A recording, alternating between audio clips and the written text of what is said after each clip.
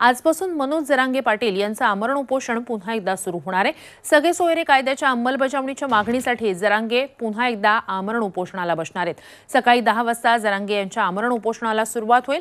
जरांगे यांचं वर्षभरातलं हे चौथं आमरण उपोषण असेल।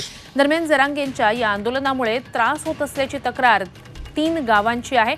तहसीलदार आणि जिल्हाधिकाऱ्यांकडे त्यांनी ही तक्रार केलेली आहे। त्यामुळे गोंदी पोलिसांनी जरांगे पाटील यांच्या उपोषणाला परवानगी नाकारली, मात्र तरीही जरांगे उपोषणावर ठाम आहेत।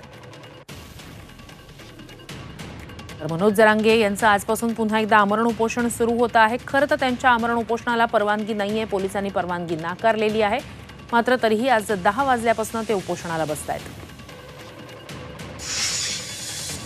केलेला उपोषणाला परवानगीची गरज नाही, तरी आम्ही केलं। आता पुन्हा सांगतो की आम्ही आचारसंहितेचा सन्मान केला, कायद्याचा सन्मान केला।